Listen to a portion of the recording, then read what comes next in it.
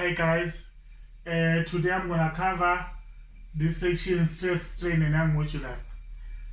Now this is a 6th chapter on your science, and for then also to any engineering student, this is just the basics of your stress and strain. This is a modulus. Excuse my language, my spelling there, but it is your modulus.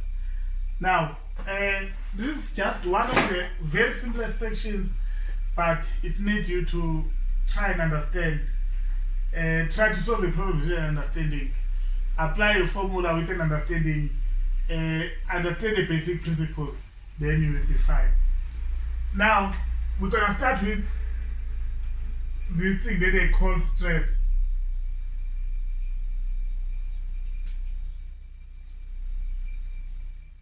Then a symbol that you use for your stress there. Now I know it will be stressful if you see that it calls stress. It might be causing a lot of stress to the student, but actually it's not stressful. It's one of the easiest one. You just don't need to panic. Now stress is defined as a force transmitted per unit area. Now meaning your stress can be force transmitted per unit area, meaning it is force over area in pascals, but we usually use megapascals because it becomes a large magnitude, so you convert your pascals to megapascals. But your stress is being defined as force transmitted per unit area. Now your stress, what happened to that area, internal part of an object, due to the external force applied? What happened to that area? So you consider the area where your external force is applied. The changes that it will happen internally in that area is called a stress. So it is a force transmitted per unit area. Now you've seen your pressure was also force over area, it measured in pascals. Your stress is also force over area, it measures in pascals. This is megapascals. I added my prefix of mega because it's a big number. I'm just reducing my number, then I'm going to megapascals. Oftentimes the stress can be in megapascals. It can also be in kilopascals. It can also be in pascals generally. It will depend how big is your number. But usually it will be too big that you need to convert it to megapascals. You have 3 types of stresses.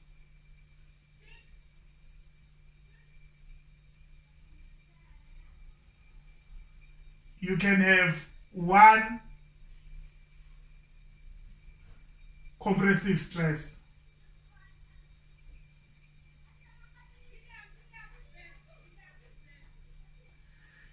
This stress, which will be stress compressive, that means my object is subjected to my compressive force. So your compressive force will produce your compressive stress. Your stress is taken from the force applied, from the type of a force. If the type of a force is compressive force, that means it will produce your compressive stress. You can also have tensile stress.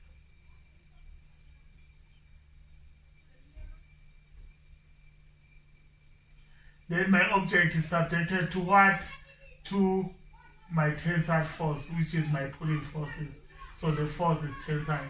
Then it will produce your tensile stress. You can have your shear stress.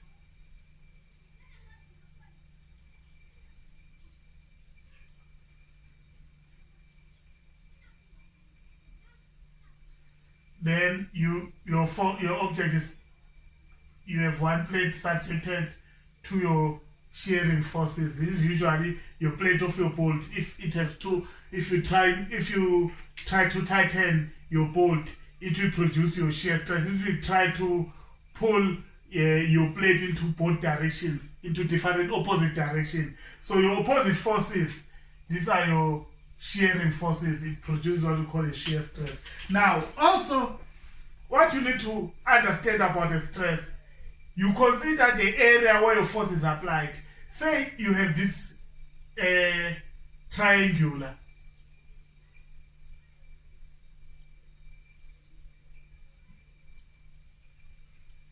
Then the force is applied in this area.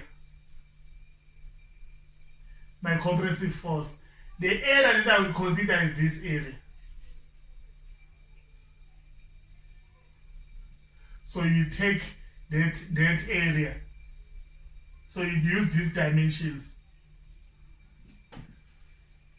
It might be possible that your force come into this direction. That means your area where your force is applied is this area. Then you take that area. So it is a force applied over area where your force is applied. So you should be very careful with your dimensions. You will use these dimensions if the force was coming on the other side. You will use this dimension if your force, it can be the rod. If it's a rod, then your area is your area. It can be applied on this side, then you change your area for this side. Diameter times your length, it can give you your area there. So most of the time you use this area pi d squared over 4. So you should just be careful which side your dimensions. This will be very important on your upper levels, but I'm just trying to show you how you consider your area. You have to take an area where your force is applied. So this is just your stress. This is the equation for your stress. Number 2, strain.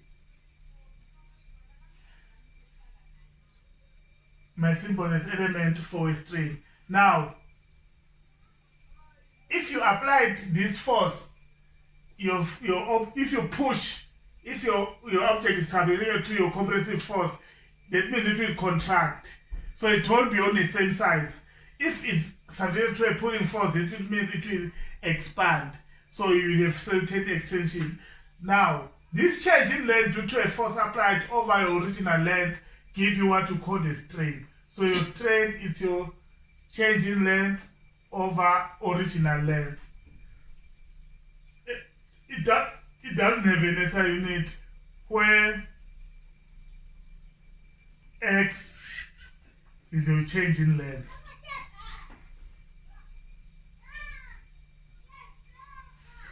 So final length minus original length will give you a change in length.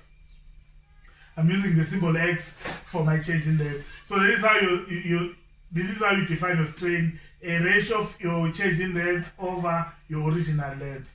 Now, you have Young modulus.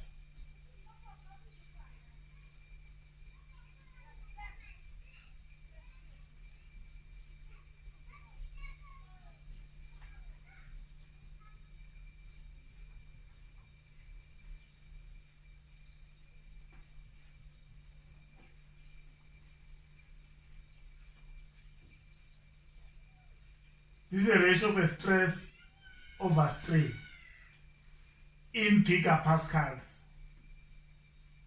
Now, you could see that since your stress is in it's a ratio, you take the same SI unit for your stress, but you find another big number, you convert it to gigapascals. Most of the times your Young modulus can be in gigapascals. It can also be megapascals if it's not that big number. Each and every material has its own Young modulus. So most of the times you'll be giving your Young modulus because we know the Young modulus for a steel, we know a Young modulus for aluminium, you know your Young modulus for a bronze. Type of a steel has a Young modulus because this Young modulus is being calculated within an elastic, a limit of proportionality. You discuss it when you look at that graph. Where is the limit of proportionality? So you can only calculate a Young modulus within a limit of proportionality. So if you want a safe working stress, it should be within your limit of proportionality, within your elastic limit. So that is where you would find your Young modulus of elasticity. Now, with this Young modulus, since your strain is changing length over original length, if I can put my change in length over original length, my L will go at the top, then I will have my Young modulus as stress length over x. So I just, in terms of my strain, I wrote changing length of original length. So you have two divisions, that means your original length will go at the top. Again, your stress is force over area, meaning your Young modulus can be FL over AX. This is one of the most important equations. Most of the time you use this equation to calculate your change in length. So if you want your change in length, it can be change in length is FL over AE. You have this equation from the sheet. So if you are given a force, you don't need to go and calculate the stress and the strain. You just have to use this equation straight away. This is one of the most important equations. It will help you to calculate any item here. You could see that it has a force, it has a length, it has an area, it has my change in length, Young modulus. So that is your equation number 3 of your Young modulus of elasticity. And then under my Young modulus of elasticity, I just want you to remember this is your basic equation. This is your basic equation. This is your derived equation, but it's very important to remember that equation. Number 4. I just need that space for my graph, so I can't write on the other side. But you need to calculate what is called a percentage elongation. If they want a percentage elongation, it will be change in length of original length times 100%. So it is in percentage. And then number 5, they want percentage of your area reduction. Percentage of my area reduction will be my area original minus my area final over area original times 100%. Now, each area will be pi d squared over 4. This final area will be pi d squared over 4 over pi d squared over 4. So your pi over 4 will cancel pi over 4. So your percentage of your area reduction will be d squared original minus d squared final over d squared original times 100%, because you'll be given in diameters. This will be your percentage of your area reduction. The final one is the percentage of your area reduction. Now, take note of these equations. This is your equation number 1, equation number 2, equation number 3, equation number 4, 5, 6. You have 6 equations, but know the theory background of the stress. This is the theory which I'm trying to give you here. Now let us look at that graph. In that graph, what you see there is your stress versus strain graph. You take, this is where they want to know the safe working stress. Now, what I do here, this is a specimen of maybe a steel. You take a steel, you put it under your tensile stress machine, and then, or you can put it under, you have many machines which conduct a test, like a Rockwell Brinell hardness tester. And then this is the behavioral of a steel. How your steel will behave if you put it under your test machine. Now, you put your steel and then you put your load to stretch your machine. You keep stressing it. This is how it will behave now. From 0 to A, this is where you find a, if you could see from 0 to A, it forming a straight line, just a straight line, meaning your stress is directly proportional to your strain. Now, this is from point A, they call it limit of proportionality.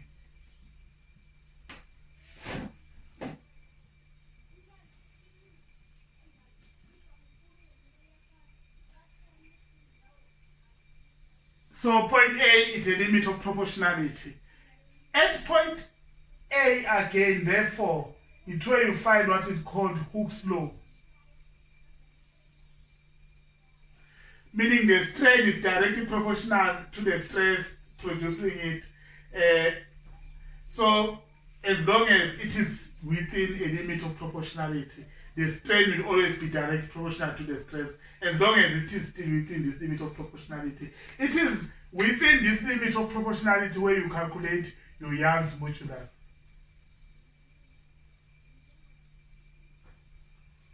Young's modulus is calculated within your limit of proportionality. Then you go to B. At B, they call it elastic limit.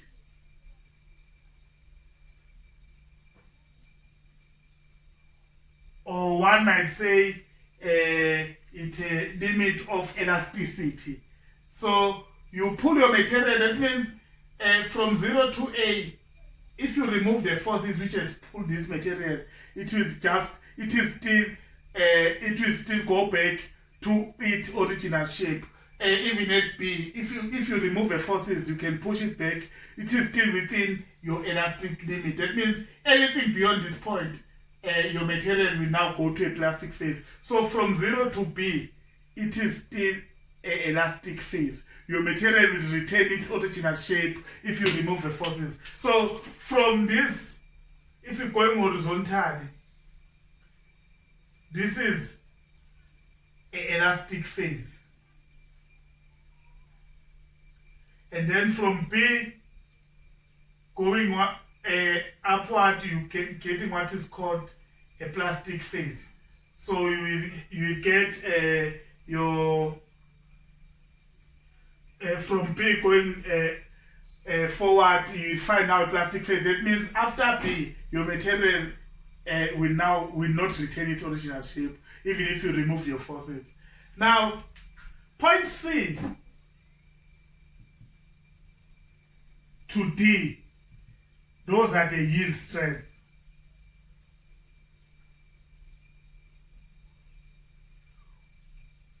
At your yield strength, C is called your upper yield strength. And then D is called your lower yield strength. So you will note that at that point, at point C and D, your material will move up and down rapidly. So you have this movement where it moves up and then it goes down. It enters in what is called a yield strength. So the stress that you calculate there, you call it your yield strength. You can calculate a stress at C, which you call it a upper yield strength, which is a stress, just a name given, and then your lower yield strength at that point. And then you can have point E. Point E is called your maximum point, where you find what is called your maximum stress. So point E is your maximum stress. So this is a critical point. A highest force which will produce this E. Your material is safe when it's operating within your elastic limit, within a limit of proportionality. Should it fail, you don't have to go beyond E. Otherwise, it's dangerous for your object. Point F is your breaking point or your fracture point.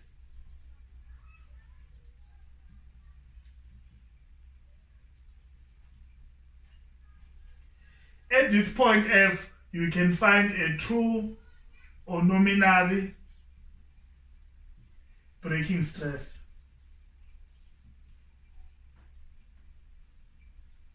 So after E, when you continue to add your forces, the diameter of your object will try to decrease rapidly. The more you put it, the more it decreases and decreases. As it decreases, it reaches that point and then it breaks. So it will break at that point. At that point, you will have a final diameter that you use there.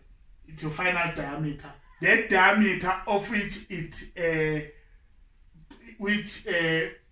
fractured this material. So from point E, it will start to decrease. That is why we're saying when you your material, your safe working stress should be within this point.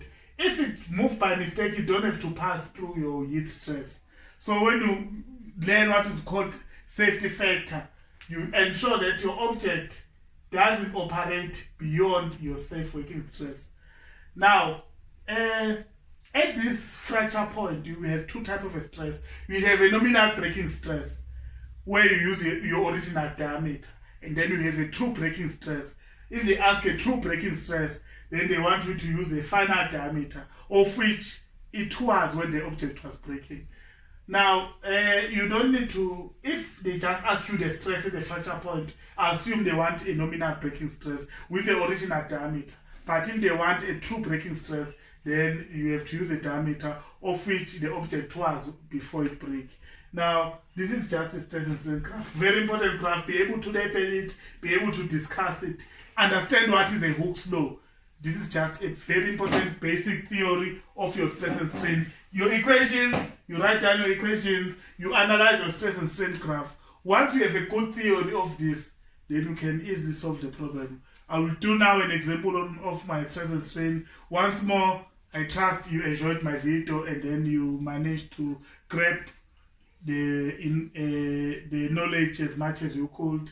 And then when we solve the problem on the stress and strain, on the example which I'll give you, you will easily adapt with the theory. So first, understand the theory and then we go to an example which I will upload shortly after this video. Thank you so much for your time.